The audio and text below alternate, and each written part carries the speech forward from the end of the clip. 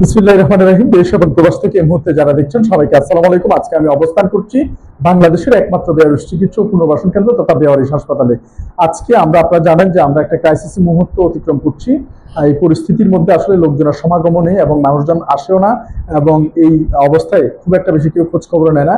তাই এখানে যে প্রায় 60 জনের মতো বেয়ারিশ মা বাবা রয়েছে এবং 20 জন এমপ্লয় রয়েছে, সব মিলিয়ে প্রায় 80 জনের মতো মানুষ। এই তাদের যে প্রতিদিন 3 বেলা যে খাবার এবং তাদের যে চাহিদা, আসলে আমরা খুব সংকটে ছিলাম। আমাদের যে স্টোররুমটা আসলে ফাঁকা হয়ে গিয়েছে এবং এই মুহূর্তে আমাদের খুব একটা খাদ্য সংকট চলছিল। তো মহান সৃষ্টিকর্তা উপরওয়ালার রহমতে আমরা যে কিছু মানুষ যা আসলে আছে, মানুষ লাখো কোটি মানুষের মধ্যে কিছু কিছু মানুষ সৃষ্টিকর্তার এক অপার নেয়ামত, যারা একেবারে দেবদূতের মতো যে যথাসময়ে তারা সাড়া দিয়ে এই ভালো কাজগুলো করছে। অন্তঃস্থল থেকে ওনাদের জন্য দোয়া এবং ভালোবাসা ছাড়া আসলে আর কিছুই জানানোর নেই। সেই মানুষগুলো হচ্ছে আমাদের সমীরণ দাদা, আমার পাশে যিনি রয়েছেন, তিনি আমাদের এই যে এক বস্তা ডাল, তিনি টেরিবাজার, চট্টগ্রামের টেরিবাজার ব্যবসায়ী সমিতির সদস্য। দাদা আমি পার্সোনালি খুবই পছন্দ করি। এর আগেও দাদা অনেক সামগ্রী আমাদের এই হাসপাতালের জন্য, তাদের মেডিসিন থেকে শুরু করে পথ্য থেকে শুরু করে অনেক কিছুই নিয়ে এসেছিল এবং আজকে আবারও ডালও নিয়ে এসেছে এবং ওনাকে অন্তঃস্থল থেকে কৃতজ্ঞতা প্রকাশ করছি।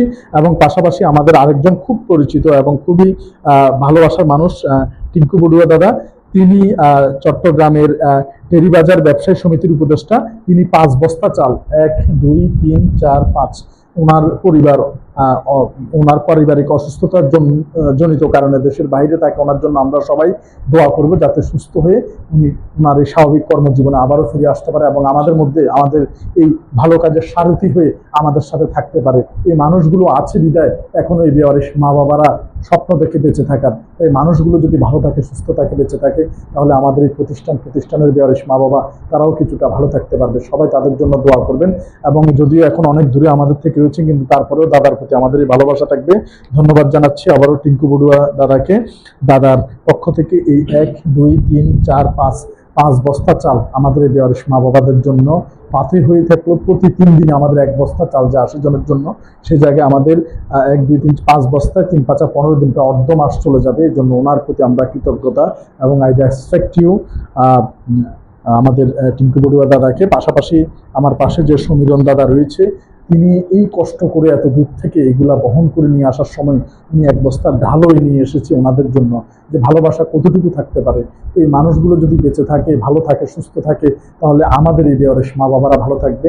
তাই দাদা যাতে ভবিষ্যতে আরো বেশি করে আমাদের সাথে, আমাদের এই হাসপাতালের সাথে সম্পৃক্ত থাকতে পারে, দাদার জন্য সবাই আশীর্বাদ করবেন। আমি অনুরোধ করব দাদাকে আজকে এই যে কষ্ট করে এগুলো নিয়ে আসার পরেও যাতে ভবিষ্যতেও ওনার এই সহবর্ণীতে আমাদের পাশে থাকে, জন্য কিছু বলার জন্য। দাদা আসসালামু আলাইকুম। এই বেয়ারিশ হাসপাতালের এই কর্মকাণ্ড থেকে আমরা সত্যিই আনন্দিত।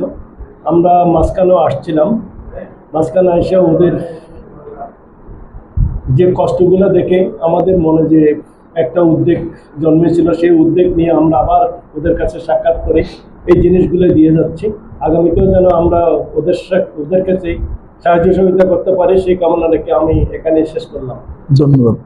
ইনশাল্লাহ আপনি সবসময় আমাদের পাশে থাকবেন আশা রাখি। ঠিক আছে, দাদাকে অসংখ্য কৃতজ্ঞতা জানাচ্ছি।